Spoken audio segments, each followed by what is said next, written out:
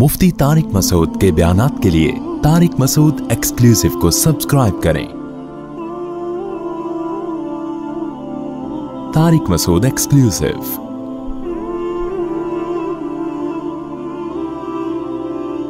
तो मैं जल्दी से इस मिसाल को कंप्लीट कर लूं। 1 करोड़ रुपए आपके मामू ने बैंक में रखवाए, बैंक से आपने एग्रीमेंट किया कि 1 करोड़ रुपए मुझे कितने चाहिए। आजकल पता नहीं काइबोर क्या चल रहा है,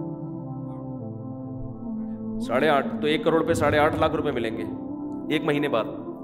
अच्छा, 1 करोड़ पे आपने साल में जो प्रॉफिट कमाया, बैंक क्या कर रहा है, आगे ताजिर को दे रहा है। वो 1 करोड़ उठा के किसी को भी पकड़ा दिए बैंक ने। बैंक ने कहा कि तू भी मुझे कितने देगा, 4 लाख देगा, ताकि 2 पब्लिक को पकड़ाऊं, 2 अपना प्रॉफिट रखूं। बैठ के कख भी नहीं कर रहा, सूदी बैंक बैठ के सिवाय नोट छापने की मशीन बना हुआ है। ये यहूदी माइंड है ना यार। देखो, आप थे बिल्कुल फारिग ना, अब इस्लाम कहता है कमबख्त कुछ कर, तो कुछ करने में आप इंसानियत की खिदमत करोगे, उसका मुआवजा लोगे। आपने खोपड़ा इस्तेमाल किया, आपने कहा भाई कुछ करने की जरूरत नहीं, इधर से पैसा पकड़ उधर लगा, बीच में अपना प्रॉफिट लग के मार्केट से शार्ट हो जा। ऐसा इदारा बना लिया आपने। ये पैसा कमाने का नेचुरल तरीका नहीं है। आपने, बैंक ने यही किया, यहूदी ने, कि अबे कुछ करने की जरूरत नहीं है, बैंक बनाओ, 1 करोड़ इधर से लो, बल्कि 20 लोगों से 1-1 करोड़ लेके 20 करोड़ लेके एक ताजर को पकड़ा दो, बोलो 4 लाख हर करोड़ पे मेरे हो गए, 2 लाख इसके हो गए, मौज करो। ये है जिससे दुनिया में कुछ लोग अरबपति बन चुके हैं, इतने अरबपति बन चुके हैं कि कहा जाता है कि अगर वो अपनी दौलत तकसीम कर दें, पूरी दुनिया से गुर्बत खत्म हो जाए, लोग सोने के निवाले खाना शुरू कर दें। इस पे आवाज किसने उठाई है? सिर्फ इस्लाम ने। मोहम्मद सल्लल्लाहु अलैहि वसल्लम जो यतीम थे, जिन्होंने मईशत को जानते ही नहीं थे, उम्मी, ना लिखना जानते ना पढ़ना जानते, उन्होंने कहा ये इतना बड़ा जुर्म है, हदीस में आता है कि अल्लाह उसके रसूल के खिलाफ, कुरान में आता है ऐलाने जंग। जिना से बदतर जुर्म है ये। जिना का मुआशरे में वो नुकसान नहीं होता जो सूद का हो रहा है नुकसान। अच्छा भाई, अच्छा फिर क्या, और इसका नुकसान देखो, इधर 1 करोड़ दिए, बैंक ने उठा के 2 अपना आराम से गुंडा बन के खा रहा है बैठ के। आगे ताजिर को क्या किया, ताजिर को बोला कि तू 1 करोड़ रुपए ले, मुझे 4 लाख देना। ताजिर ने, बड़ा गुन्ना था वो ताजिर, उसने क्या किया, गंदुम जब उठाई मार्केट से, तो उसने क्या कहा कि क्योंकि 1 करोड़ पे मैंने 4 लाख किसको देने, बैंक को देने, तो गंदुम की जो कीमत मैं रखूंगा या कोई भी चीज जो मैं खरीद रहा हूं, तो वो मुझे 1 करोड़ 4 लाख की पड़ी है। प्रॉफिट 1 करोड़ 4 लाख के बाद मेरा शुरू होगा, तो 4 लाख ऑटोमेटिकली कीमत उसने क्या कर दी, बढ़ा दी। जो नेचुरल कीमत जितनी होनी चाहिए थी, उसने उससे 4 लाख कीमत बढ़ गई। इधर बैंक ने आपको, जो कस्टमर आया था ना बैंक के पास, उसने अकाउंट खोला, 1 लाख पे 2 लाख मिल रहे हैं, सॉरी 1 करोड़ पे कितने मिले उसको, फॉर एग्जाम्पल मिसाल दे रहा हूं ना, वो तो कायबोर तो मुझे नहीं पता आजकल क्या चल रहा है, 2 मिल गए। उधर गंदुम उसको कितनी की मिल रही है, डबल महंगी करके मिल रही है। ये 2 लाख उसके कहां जा रहे हैं, उस गंदुम में जाया हो रहे हैं। और ये कुछ फहमी होती है, तभी तो करेंसी डीवैल्यू होती है सूदी निजाम की वजह से। आप कह सकते हो तो अमेरिका में भी है, ब्रिटिश में भी है, तो उनकी करेंसी डीवैल्यू क्यों नहीं होती? डीवैल्यू उनकी भी होनी चाहिए, लेकिन उन्होंने उसकी वैल्यू बढ़ाने के और बहुत सारे तरीके रखे हुए हैं। इसकी मिसाल ऐसे, जैसे सिगरेट पीने से आपके तबाही होंगे आप, लेकिन अब सिगरेट पी के आपको मसनूई तरीकों से और तरीकों से सेहत का बहुत ज्यादा ख्याल रख रहे हो, तो फिर इतनी नुकसान नहीं देगी आपको। लेकिन ये तो तयशुदा है कि सिगरेट बहरहाल नुकसानदेह है, चाहे कोई अमेरिका में पिए, चाहे कोई डॉक्टर पिए। इसी तरह सूदी निजाम इंसानियत को घिन की तरह खा जाता है, दीमक की तरह चाट के मईशत को तबाह करता है, चाहे वो अमेरिका में हो चाहे बरतानिया में हो। ये तो निजाम ही खराब है। इसके बरक्स इस्लाम ने कैसा खूबसूरत निजाम रखा। अब आप कह सकते हैं ना कि यार 1 करोड़ लेके मैंने आगे किसी को दे दिए, तो इस्लाम ने भी तो इसकी इजाजत दी है ना, 1 करोड़ रुपए लो, आगे किसी को बिजनेस के लिए दे दो और घर बैठ के नोट छापो आप। इस्लाम में ऐसा हो नहीं सकता। क्यों? इस्लाम कहता है जब आपने 1 करोड़ रुपए लिया ना, बैंक ने 1 करोड़ रुपए लिया है, तो बैंक आगे जब देगा, इन्वेस्ट करेगा, तो उसे कहेगा जितना प्रॉफिट है उसकी परसेंटेज में शिरकत चाहिए मुझे। तो बैंक पैसे दे के भूल नहीं जाएगा, वो खतरा लगा रहेगा भाई प्रॉफिट हो भी रहा है कि नहीं हो रहा। नहीं आ रही बात, मेरा ख्याल है समझ, कितना हो रहा है, وہ ایسے کاروبار میں انویسٹ کرے گا جہاں اس کو پروفٹ کا یقین ہوگا. تو یہ جو رسک لیتا ہے نا آدمی, یہ بھی ایک قسم کی محنت ہے. یہاں تو ادھر اڑا ہے, ادھر دیے, ادھر اس کو فائدہ ہو نقصان ہو, میری بلا سے مجھے 1 کروڑ پہ 4 لاکھ چاہیے. تو پہلا فائدہ کیا ہوتا ہے, اسلام نے مزاربت رکھی ہے. مزاربت میں یہ ہوتا ہے کہ آپ جب پیسہ لگائیں گے تو متعین رقم نہیں ملے گی. آپ نے یہ کہنا ہے کہ میں نے جتنی انویسٹمنٹ کی ہے اس انویسٹمنٹ کی پرسنٹیج نہیں چاہیے, اس انویسٹمنٹ پہ جتنا پروفٹ ہوگا اس کی پرسنٹیج چاہیے مجھے. پروفٹ کبھی کم ہو رہا ہے, کبھی زیادہ, اور کبھی ہو ہی نہیں رہا. اور اسلام نے ایک بہت اہم اصول بنایا کہ نقصان ہمیشہ انویسٹر کا ہوگا. مزدور کا جو محنت کرنے والا ہے وہ پروفٹ میں تو شریک ہوگا, نقصان میں 1 کوڑی کا بھی شریک نہیں ہوگا وہ. تو سارے فائدے کس کو دے دیے اسلام نے؟ مزدور کو دے دیا نا. نہیں آ رہی بات میرا خیال ہے. دیکھو 1 کروڑ روپے آپ نے لگا دیے, مزدور کو دے دیے جتنا, وہ سب پیسے برباد, پروفٹ ہی نہیں ہوا. وہ آگے حضرت اس کا تو کچھ بھی نہیں گیا, وہ پہلے بھی ایسے ہی تھا, آپ کا جنازہ نکل گیا. اسلام کس کا خیال کر رہا ہے؟ جس کے پاس پیسہ نہیں ہے اس کو بینیفٹ دے رہا ہے. جس کے پاس پیسہ ہے اسے کہہ رہا ہے تب تو بیٹھ کے پکوڑے کھا رہا ہے نا یہاں بیٹھ کے, محنت تو 5 روپے کی نہیں کر رہا, پیسے پکڑا کے مزدور سے کہہ رہا ہے جو پروفٹ ہوگا مجھے گھر بانٹ کے دے دینا. تو جب تو پیڑے کھا رہا ہے تو رسک بھی کون لے گا؟ تو لے گا. یہ پیڑے تجھے جو ہے نا, یہ تیرے حلق کا کانٹا بھی بن سکتے ہیں یہ کباب جو فری میں مل رہے ہیں تجھے. تبھی تو دیکھو دیوالیہ ہو گیا, یہ ہو گیا, وہ ہو گیا, کتنا کچھ ہوتا ہے بینکوں کا. اچھا اور دیکھو بدماشی کیا کی ہے دنیا داروں نے, جو لبرل لوگ ہیں. آپ کو پتہ نہیں ہے یہ دنیا میں ظلم کیا کیا کر رہے ہیں. یہ مذہبی لوگوں کو کہتے ہیں ظالم ہیں. آپ کو پتہ نہیں ہے دنیا میں تہذیب کے نام پہ کیا کیا ظلم ہو رہا ہے. اب دیکھو گوروں نے جو کمپنیاں بنائی ہیں ساری لمیٹڈ ہوتی ہیں, لمیٹڈ میں اور بڑا ظلم ہے. اسلام پتہ ہے کیا کہتا ہے؟ اسلام کہتا ہے کہ اگر میں نے آپ کو پیسہ دیا اور آپ کا بھی پیسہ لگائے اس میں, تو دونوں انویسٹر ہو گئے نا, تو نقصان دونوں انویسٹر پہ آئے گا کہ نہیں آئے گا؟ اصل سرمایہ ڈوب گیا تو آپ کو اس کا تلافی کرنی پڑے گی, اصل آپ کا جائے گا. انہوں نے کیا کیا کہ جو شیئرز ہولڈر ہوتے ہیں نا, جو سارے انویسٹر ہوتے ہیں, ان سے ایک کمپنی بنائی, ایک باکس بنایا, بھئی یہ کمپنی ہے, یہاں سب کا پیسہ آ کے جمع ہو رہا ہے. یہ اب اس میں کیا ہوا کہ نقصان ہو گیا, سارا پیسہ ڈوب گیا اور کمپنی قرضے میں چلی گئی. جب آپ کا 1 کروڑ روپے لگا تھا, آپ قرضے میں چلے گئے, تو قرضہ لینے والا آپ کا دروازہ نوک کر کے کہے گا کہ حضرت آپ کے کروڑ بھی گئے, اوپر الٹا آپ پہ کیا آ گیا ہے. جیسے آپ نے 1 کروڑ کی کوئی چیز خریدی, ایک تو یہ کہ وہ سستی بکی اور 50 لاکھ کی بکی, تو آپ کا سرمایہ 1 کروڑ سے کم ہو کے کس پہ آ گیا؟ 50 لاکھ پہ آ گیا. بعض دفعہ یہ ہوتا ہے کہ وہ 0 پہ آ جاتی ہے.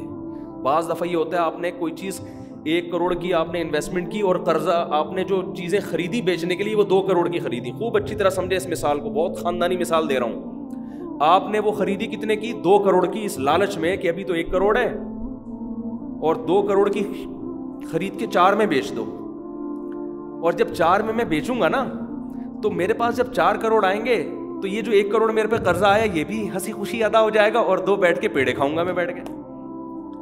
خوب اچھی طرح سمجھے, یہ آپ کی سمجھ میں نہیں آ رہی, لیکن جن کو میں گوروں کو خطاب کر کے کہہ رہا ہوں نا, اگر کوئی میرا انگریزی میں بیان سنے گا, گورا کہے گا یار اتنی طبیعت سے ہمیں آج تک کسی نے نہیں دھویا ہے, یہ تو ہمارے راز فاش کر رہا ہے. یہ جو گورا نہیں کہے گا, ان کے جو ماہرین ہیں نا, ماسٹر مائنڈ ہیں جنہوں نے دنیا کو الو بنایا ہوا ہے, وہ کہیں گے اصل ظلم یہ کر رہے ہیں جو مذہب پہ نہیں چلاتے. آپ کو انسانیت کا لیبل بہت اچھا ہے, جیسے ویمن رائٹس کا لیبل تو بہت اچھا لگا دیا, خواتین کے حقوق نام کی کوئی چیز ہی نہیں ہے. اور کوئی مولوی اگر بات کر دے کہ شوہر بیوی پہ سختی کر دیتا ہے, اس پہ فوراً کمپلین کہ بھائی یہ دیکھو عورتوں کے حقوق کی خلاف ورزی کر رہے ہیں. تو ان لوگوں نے اصل خلاف ورزی کی عورتوں کے حقوق کی. تو تبھی دیکھو مولویوں کی بیویاں مولویوں سے علیحدگی نہیں چاہتی ہیں, ٹھیک ہے نا. لوگ کہتے ہیں نا یہ مولوی بڑے ظالم چاری ہوتی, ان کو پتا بھائی یہ ظالم بہت اچھا ہے, بہت اچھا ظالم ہے ماشاء اللہ, کھلا بھی رہا ہے, ہم سے جاب بھی نہیں کرواتا. اور ہاں کوئی ظالم ہو تو وہ تو مولوی کے علاوہ بھی ہو سکتا ہے, کوئی مولوی بھی ہو سکتا ہے, لیکن نارملی بات کر رہا ہوں, علماء کے گھروں میں اکثر کبھی اتفاق سے ہو بھی سکتا ہے, اکثر ایسا نہیں ہوتا کہ وہ علیحدگی چاہتی ہوں. تو یہ کیسے بات ہے کہ یار, اور ان لبرل لوگوں کے ہاں ہر دوسرے دن یہ ہو رہا ہوتا ہے, لبرل لوگوں کے ہاں, کیونکہ ان کو بیویوں کو پتا ہوتا ہے کہ ہم بات کھلاتے ہی نہیں ہے, یہ ہم بھی جاب کر کے اپنا کما رہے ہیں, ریلیشن بس بعض عورتوں نے بیچاریوں نے نباہ کیا ہوا بھی ہوتا ہے, تو ایک مصنوعی طور پر کہ بچوں کا باپ ہے, کہاں جائیں گے اس کو چھوڑ کر. تو خیر, اب میں آخری مثال دے کے بس بیان کو ختم کرتا ہوں. یہ لمیٹڈ آپ نے ہر دیکھا ہوگا ادارے کے آگے, لمیٹڈ, اس کا یہ کیا کھوپڑی ہے, اس میں جو سینس ہے نا یہ ہے کہ آپ انویسٹر تھے, 1 کروڑ روپے آپ نے بزنس میں پھینکا اور آپ نے مال اٹھا لیا 2 کروڑ کا, ایک آپ نے قرضہ دینا ہے اور ایک آپ نے کیش دے دیے. قرضہ آپ نے کہا ابھی تو نہیں ہے, لیکن یہ 4 کا کسی کو پہناؤں گا میں, 4 کروڑ کا, 2 وہاں سے آئیں گے جن میں ایک میں قرضے میں دوں گا اور ایک میرا بیٹھے بیٹھے ہنسی خوشی زندگی گزاروں گا. انہوں نے کیا کر دیا, کمپنی کو لمیٹڈ کر دیا کہ کمپنی کے جتنے سرمایہ ہے نا اس کے بقدر کمپنی نقصان کی تلافی کرے گی. کمپنی ڈوب گئی تو جو شیئر ہولڈر ہیں, کمپنی کے اونر ہیں, ان کا گھر کا دروازہ کھٹکھٹانے کی وہ اپنی پینٹ سے کسی کو پیسے نکال کے نہیں دیں گے. ہائے ہائے ہائے ہائے ہائے ہائے, کیا مطلب؟ اب دیکھو بہت سے لوگوں کی جن کو بزنس کا نہیں پتا ان کو نہیں سمجھ میں آیا ہوگا. اب دیکھو یہ ہوتا ہی ہے کہ آپ نے 2 بندوں نے مل کے 2 کروڑ روپے انویسٹ کر کے نا ایک ڈبہ خریدا, اس کو کمپنی کا نام دے دیا کہ یہ ڈبہ ذمہ دار ہے. ڈبے کے پاس پیسے نہیں ہوئے تو ڈبہ خرید رہا ہے 2 کروڑ کی چیز, 4 یعنی ڈبے کے پاس تھے کتنے, 2 کروڑ. تو اب انہوں نے یہ کیا کہ یہ ڈبہ ہے تو 2 کروڑ, مال اٹھا لیا اس ڈبے نے 4 کروڑ کا اور وہ مال بکا نہیں. تو جس سے 4 کروڑ کا مال اٹھایا 2 کروڑ تو کیش دے دیا, ڈبے کے پاس 2 کروڑ تھے. اب وہ بندہ آیا ڈبے سے پوچھنے کے لیے, کیونکہ ہر جگہ کمپنی کا نام استعمال ہو رہا ہوتا ہے, کمپنی کے اونر کو تو گیا تیل لینے, ٹھیک ہے نا, اس کا تو پتہ ہی نہیں ہوتا ہے کون.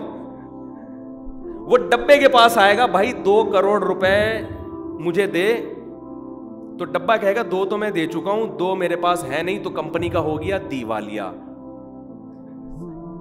ڈبے کے پاس ہے ہی نہیں تو کمپنی ٹھپ, کروڑوں کا نقصان 5 روپے کا نہیں ہوا ہوتا جس کو کہہ رہے ہوتے کمپنی کا کروڑوں کا نقصان ہو گیا. نہیں آئی بات سمجھ میں؟ اسلام کہتا ہے ڈبہ کسی کے باپ کا نہیں ہے, نہ ڈبہ بولتا ہے ڈبہ وبا کچھ نہیں ہے, کمپنی کچھ بھی نہیں ہے, جو کمپنی کے اونر ہے وہ کمپنی ہے. یہ ڈبے کو 2 کروڑ ڈبے سے نہیں مانگو گے, تمہارا باپ کو بھی دینا پڑے گا, جو شریک تھا نا اس میں, جس نے مال اٹھا کے بیچنے کے لیے, کیونکہ وہ رسک لیں گے تو پھر ان کے لیے پروفٹ جائز ہوگا. جب وہ 2 کروڑ کا رسک ہی نہیں لے رہے تو وہ 2 کروڑ پہ پروفٹ بھی نہیں کما سکتے. وہ اسلام کہتے ہیں ان کے دروازہ کھٹکھٹاؤ جا کے, دے تو نے جو ابھی بحریہ ٹاؤن میں پلاٹ خریدے وہ اس کو بیچ کے دے تو میرے. وہ کہہ کہ کمپنی کا دیوالیہ ہوگی, کمپنی کے پاس نہیں, کمپنی کچھ بھی نہیں ہوتی, نہ اس کی آنکھیں, نہ ٹانگ ہے, نہ ناک ہے. تمہارے پیسے پروفٹ کمپنی تھوڑی کھا رہی تھی ہے بھائی.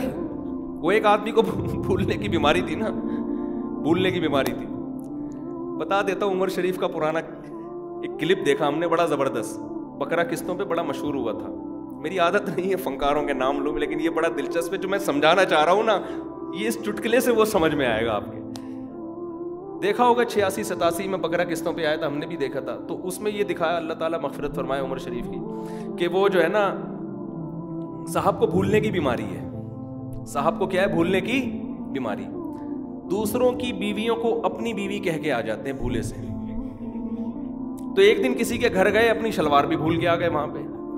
تو اس کا شوہر آیا, کہہ رہا ہے یہ شلوار کیا کہہ رہی ہے,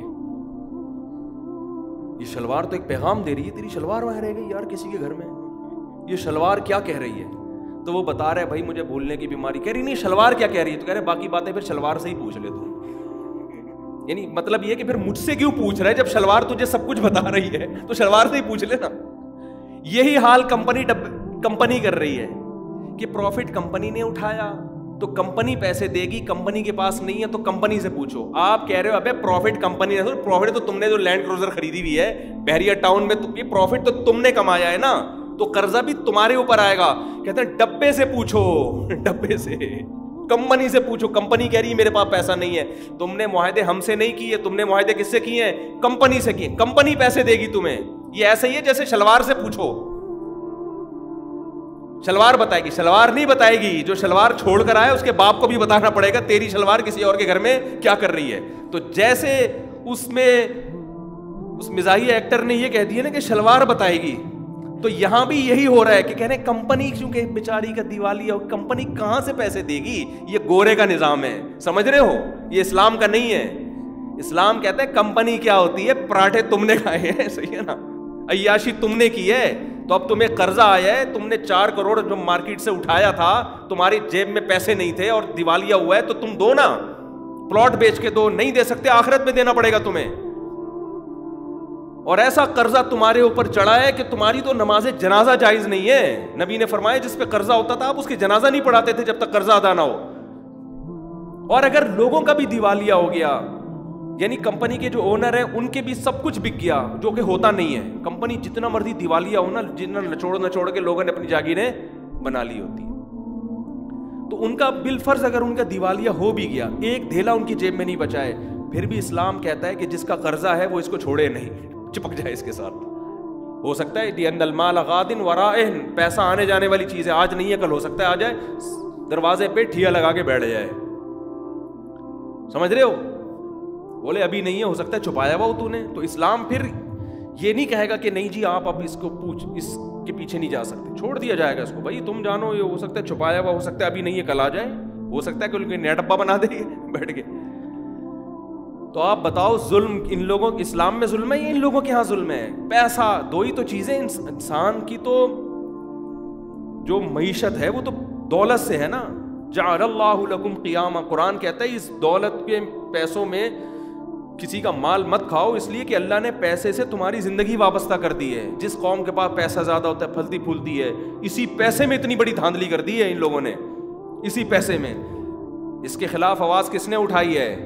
اسلام نے اٹھائی ہے، محمد صلی اللہ علیہ وسلم نے اٹھائی ہے کہ جو پروفٹ کمائے گا، حدیث صحیح حدیث ہے کہ مشہور حدیث ہے، اس وقت ذہن میں اس کے الفاظ عربی الفاظ نہیں آ رہے، الخراج بالزمان، جو بھی فائدہ آپ اٹھاتے ہیں نا، رسک لینا پڑے گا اس چیز کا آپ کو، تبھی قبضے سے پہلے آپ چیز فروخت نہیں کر سکتے اسلام میں، قبضے سے پہلے۔ وجہ اس کی یہ کہ آپ نے ایک چیز خریدی، گندم کی 10 بوریاں آپ نے خرید لی، کسان کے پاس رکھی ہوئی ہیں، ڈن ہو گیا سودا، اور فوراً آپ نے کسی اور کو بیچ دی، تو آپ بیٹھے بیٹھے پروفٹ کما رہے ہو، وہ چیز آپ کے زمان میں اور رسک میں نہیں آئی۔ اس دوران اگر بوریاں جل گئیں، ہلاک ہو گئیں، کسان کا نقصان ہے کیونکہ اس کے گودام میں پڑی ہوئی ہے چیز۔ اسلام کہتا ہے پہلے اس رسک میں لے کر آؤ کہ ہلاک ہو تو آپ کا نقصان ہو۔ جس چیز کا آپ نقصان اٹھانے کے لیے تیار نہیں ہوتے اس پہ آپ کو پیسہ کمانے کی بھی اجازت نہیں ہے، رسک لینا پڑے گا آپ کو، چاہے 1 سیکنڈ کا رسک ہو، 1 سیکنڈ کے لیے، 1 سیکنڈ کے لیے آپ کے قبضے میں آئے وہ، اس کنڈیشن میں آ جائے کہ اب اگر ہلاک ہو تو نقصان آپ کا ہو۔ یہ دنیا میں یہ شرطیں نہیں ہوتے، کہتا ہے یہ تو چونکہ دنیا میں قانون سازی ہی مالدار لوگ کر رہے ہوتے ہیں نا، تو سب سے پہلے اپنا مفاد دیکھیں گے، اس لیے ہم یہ کہتے ہیں کہ قانون سازی کا حق اس ذات کو ہے جس کے کسی سے کوئی مفاد نہیں ہے۔ اور بہت معذرت کے ساتھ، خواتین سے 100 دفعہ معذرت، اسی وجہ سے اس نے 4 کی اجازت دی ہے، کیونکہ اگر یہ اسمبلیوں میں پاس ہوگا تو لوگ اپنی بیوی سے پوچھ کے آئیں گے قانون پاس کرنے سے پہلے۔ یورپ میں بھی اس پہ بڑی آوازیں اٹھی ہیں کہ یورپ میں کہ 4 شادیوں کی اجازت ہونی چاہیے، لیکن اسمبلیوں میں جو شاہی خاندان کے لوگ بیٹھے تھے، عورتیں بھی تھیں، انہوں نے کہا نہیں ہو سکتی یہ اجازت، کیونکہ کوئی عورت کیسے برداشت کرے گی؟ اس کا نتیجہ کیا نکلا؟ کروڑوں عورتوں کا بیڑا غرق۔ یہاں بھی خدا نے قانون آسمان سے بنا کے ہم پہ نافذ کر دیا کہ یہ اپنی بیگم سے پوچھنے کی ضرورت ہی نہیں ہے، یا کسی اسمبلی کے بندے سے پوچھنے کی ضرورت ہی نہیں ہے، یہ خدا نے بنایا، کیونکہ خدا سب کو دیکھ کے قانون بناتا ہے، 2-4 کو دیکھ کے نہیں بناتا، 2-4 کو تھوڑی دیکھے گا وہ۔ جو میرڈ ہیں ان کے تو مزے ہیں بھائی، ان کو تو تکلیف ہوگی، جو ان میرڈ ہیں، جو طلاق یافتہ ہیں، جو کماری ہے، جو بیوہ ہیں، ان بیچاروں کا، ان کا تو بیڑا غرق ہو گیا ہمارے معاشرے میں۔ تو اسلام کا ہر قانون ایسا ہی ہے، آپ ایک ایک قانون کو اٹھا کے دیکھو گے، آپ کو لگے گا اسلام قانون سازی سے پہلے دیکھتا ہی نہیں ہے کہ امریکہ کے مفاد کس میں، پاکستان کا کس میں۔ اسلام تمام انسانیت کو ایک زاویے سے دیکھتا ہے اور آسمان سے قانون نازل کر کے اس کو قرآن کا حصہ بنا دیتا ہے۔ جس کے مفاد پہ زد پڑتی ہے پڑھے۔ تو اسلام نے سود کو حرام کر دیا، اور کیسا بہترین زکوٰۃ کا نظام۔ نبی صلی اللہ علیہ وسلم نے ایک صحابی کو کسی علاقے کی طرف بھیجا، وہ نئے نئے مسلمان ہوئے تھے، وہ وہاں کے لوگ، آپ نے فرمایا ان کے مالداروں سے زکوٰۃ لو اور ان کے غریبوں کی طرف لوٹا دو۔ یہ نہیں کہا کہ زکوٰۃ لے کے میرے پاس لے کر آؤ، میں دوں گا ان کو، نا نا نا یؤخذ من اغنیائہم، صحابی سے کہا ان سے جا کے کہنا تمہارے مالداروں پہ زکوٰۃ ہے جو تمہارے مالداروں سے لی جائے گی، وترد الی فقرائہم، اور تمہارے ہی غریبوں پہ لوٹائی جائے گی، وہ وہیں سے لے کے وہیں تقسیم کر کے آ جاؤ۔ آج چودراہٹ والا نظام ہے، کوئی کسی علاقے کا کونسل سارا ٹیکس کس کے پاس آئے؟ میرے پاس، پھر وہ بدماش بنتا ہے۔ تو میرے بھائی اگر غلامی سے نکالنا ہے نا انسانیت کو، تو مذہب کے علاوہ آپ کے پاس کوئی اور آپشن نہیں، ایک خدا کے بن جاؤ اور اس کے تو ویسے ہی غلام ہو، نہیں بنو گے تو وہ تو ویسے ہی ہو تم، اس کی چلتی تو اسی کی ہے تمہارے اوپر۔ کہاں سے بات چلی تھی پتہ نہیں کہاں، قیام طعام، اور کہاں سے بات کہاں سے شروع ہوئی تھی؟ میں یہاں بس یہ بات ختم کر رہا ہوں، 2 منٹ کے اندر ختم کر رہا ہوں تاکہ جہاں سے شروع ہوئے تو وہاں تو آئے نا۔ تو میں یہ کہہ رہا تھا میرے بھائی، بکری کو سیدھا راستہ کس نے دکھایا؟ اللہ نے۔ شیر کو سیدھا راستہ دکھایا کہ تو ہرن کو کھا لے اور یہی سیدھا راستہ ہے، حالانکہ دیکھنے میں بڑا وحشیانہ عمل لگتا ہے۔ یہ کس نے سکھایا؟ اللہ نے۔ تو انسان کو بھی صحیح اور غلط کی تمیز کون بتائے گا؟ اللہ۔ وہ آپ کو، جو آدمی مذہب کو فالو نہیں کرتا نا، وہ نہیں بتا سکتا آپ کو، وہ تو بیچارہ خود اندھیروں میں جا رہا ہے۔ تو وہ مناہر نفسیات سے بات شروع ہوئی تھی، کہاں سے کہاں چلی گئی۔ تو میں نے کہا بھائی ہمارے ہاں تو غریب لوگ زیادہ ہنسی خوشی زندگی گزار رہے ہیں، 8-8 10-10 بچے، ان کے پاؤں میں چپل نہیں ہے، آپ ان کی صلاحیت دیکھو، امیونٹی سسٹم اتنا بہترین ہوتا ہے ان کے اندر، چپیٹ مارے نا، اس کا تو اس سسٹم سے کوئی تعلق نہیں ہے، لیکن اضافی چیزیں بھی گاڈ نے، اللہ نے انسٹال کی ہوئی ہیں ان کے اندر، ٹھیک ہے نا، گاڈ گفٹڈ۔ چپیٹ مارے بندہ اٹھے نہیں، صلاحیتیں تعلیم کی طرف جائیں اس میں بڑھ جاتے ہیں۔ گاؤں دیہاتوں میں بہت زیادہ، ہمارے تو جامعۃ الرشید میں زیادہ تر طلبہ گاؤں دیہاتوں کے آتے ہیں، اتنے پڑھے لکھے آدمی کہتا ہے بھائی یار تم نے چانگا مانگا کے جنگلات میں بیٹھ کے پی ایچ ڈی کر کے ایسے لیا، لیکن اب جب ذرا سہولت ہوئی نا تو وہ آگے نکل گئے، مینٹل لیول بھی اچھا ہو رہا ہے ان کا، ماں باپ کا احترام بھی، اور جہاں ساری سہولتیں ہیں وہاں ڈپریشن کی پیشنٹ زیادہ۔ آسان مثال ہے یار، جس ملک میں ٹینشن سب سے کم ہے، خودکشی کا ریشو ان ملکوں میں سب سے زیادہ۔ سویڈن ٹینشن فری کنٹری ہے، وہاں ٹینشن آپ تلاش کرو گے آپ کو پیسوں میں بھی نہیں ملے گی۔ آپ کہو گے نا یار تو 100 روپے لے کے مجھے ٹینشن دے دے، یعنی ٹینشن کا مطلب یہ ہے کہ بس میں مجھے جگہ نہ ملے بیٹھنے کے لیے، ایسی کوئی بس دلا مجھے۔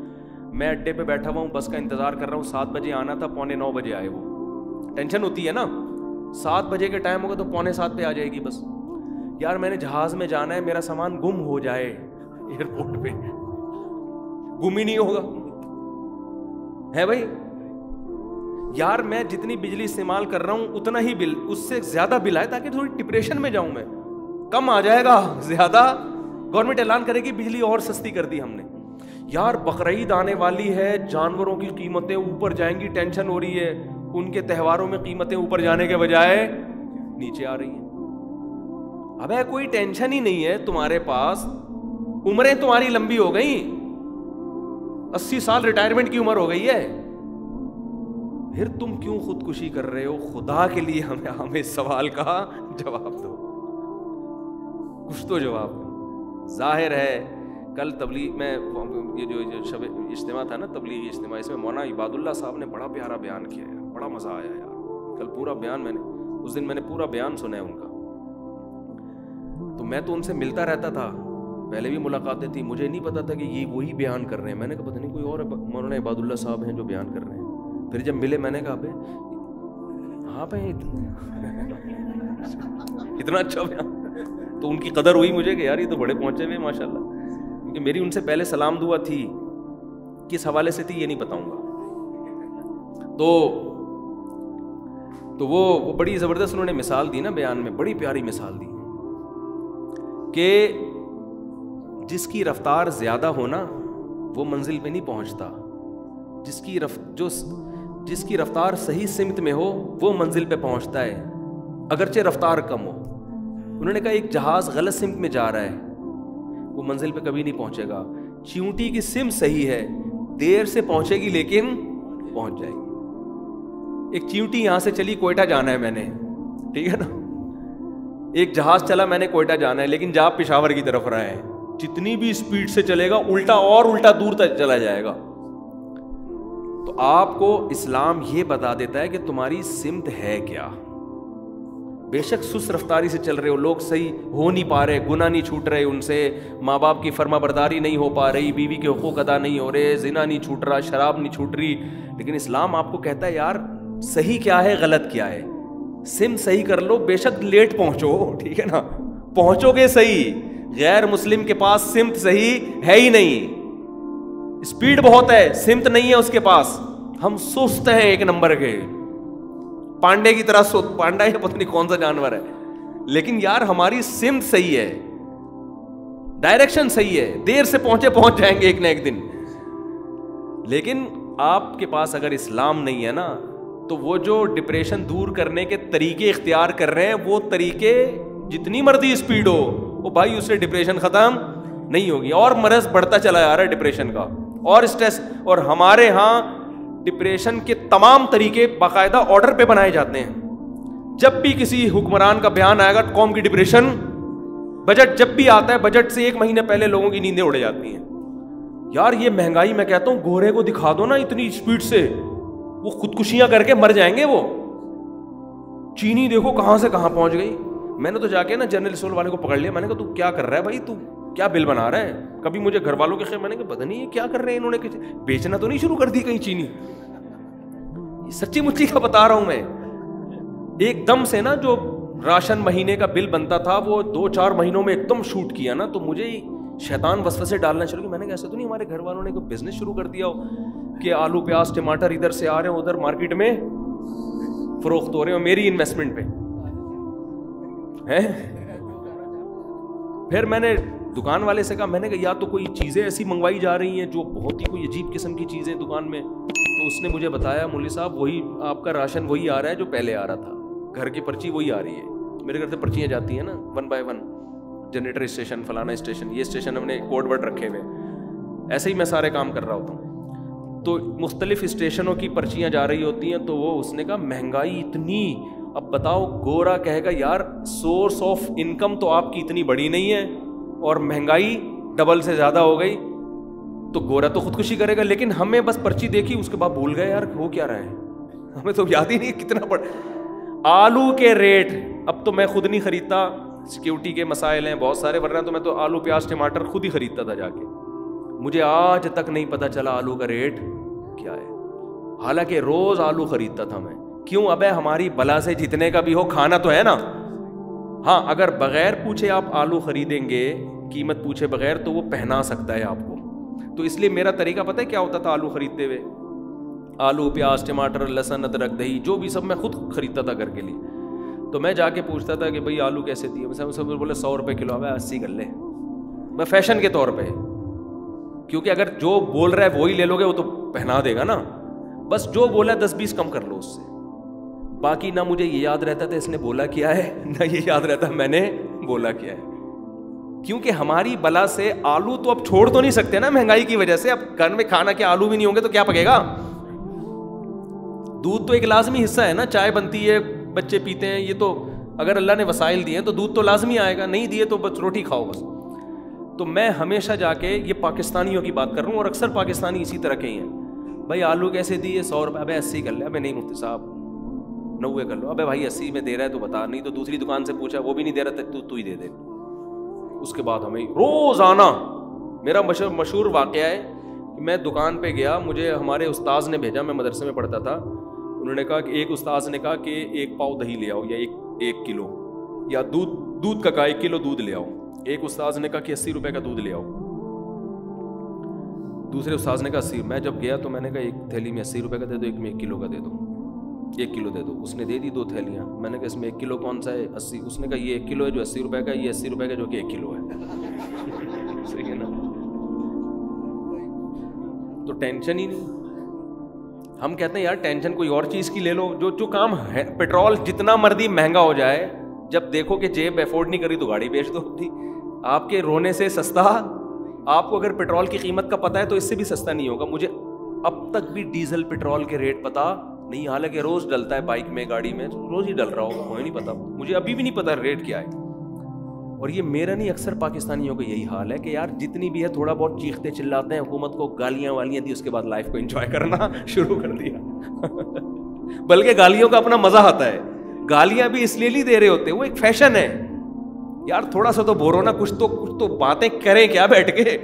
لوگ اکثر کہتے ہیں یار اگر یہ غیبت حرام ہے تو ہم بیٹھ کے باتیں کیا کریں, صحیح ہے نا, باتیں کیا کریں بیٹھ کے. اکثر خواتین کو یہ شکایت ہوتی ہے کہ غیبت اگر جائز ہی نہیں ہے تو ہم بیٹھ کے باتیں کیا کریں بیٹھ کے. تو وہ تو چٹنی کا کام دیتی ہے غیبت کھانے میں, چٹنی کا مزہ آتا ہے, کباب کا مزہ آتا ہے اس میں. تو گورے کو اگر یہ مل جائے نا میرے بھائی, وہ زندہ نہیں رہ سکتا. آپ کو پتا ہے جب کووڈ-19 پھیلا ہے چائنا میں, میاں بیوی نے ایک دوسرے کو چھوڑ دیا. شوہر بیوی کو ذرا سا کھانسی ہوئی ہے نا دور, ہمارے گھر والوں کو بھی کورونا ہوا, میرے گھر والوں کو ہوا, ہم تو اس بستر پہ سوتے رہے ہیں ساتھ ہی اس کورونا میں بھی. چھوڑ کے جائیں کہاں, کیونکہ روڈ پہ بغیر کورونا کے سونے میں زیادہ ٹینشن ہے یار, گھر میں سوئے آدمی, ٹھیک ہے نا. ہو گیا ہمیں بھی, مجھے بھی ہو گیا, پھر ہو گئے بچا گئے, اللہ کا شکر ہے. خطرہ ہوا تھا, مر گئے تو کیا ہوگا, ہم نے کہا مر گئے تو مر گئے, بھائی کیا کرتے ہیں, تو جتنا بچنے کی کوشش کرتے ہیں. یہ نہیں کہہ رہا کہ میں بہت بڑا فنٹر ہوں, مرنے کا کوئی خوف ہی نہیں ہوا. اللہ سے دعا مانگی, اللہ نہ مرے تو زیادہ خوشی ہوگی ہمیں, اے اللہ اگر نہیں مرے تو ذرا خوشی زیادہ ہوگی, بچا لے تو زیادہ اچھا ہے. سمجھ میں آ رہی ہے بات کہ نہیں آ رہی؟ لیکن اگر ہم آخرت پہ ذرہ بھی یقین نہ ہوتا, دنیا کو مسافر خانہ نہ سمجھتے, گھر والوں کو مجھے پتہ چلتا نا کووڈ آیا پازیٹیو, میں علاقہ چھوڑ کے بھاگ چکا ہوتا. میں نہیں کہہ رہا کہ کووڈ والے مریضوں سے گلے جا کے ملیں آپ, ان کے ساتھ بستروں پہ سوئیں, ان کے ساتھ چائے تبادلے کریں, سگریٹ پئیں, یہ کام نہ کریں. لیکن اب گھر والوں کو تو نہیں, ماں کو, باپ کو, بیوی کو, بچوں کو تھوڑی چھوڑ سکتے ہو. یہاں تو اللہ پہ توکل کرنا پڑے گا. آپ کے گھر میں کسی بوڑھے کو کرونا ہو گیا ہے تو آپ کو گھر چھوڑنے کی حفاظتی تدابیر کے پیش نظر اجازت نہیں ہے, آپ کو اس بوڑھے کی خدمت کرنی پڑے گی, سمجھتے ہو. پھر یہاں پر کس پہ توکل کرنا ہے, اللہ پہ.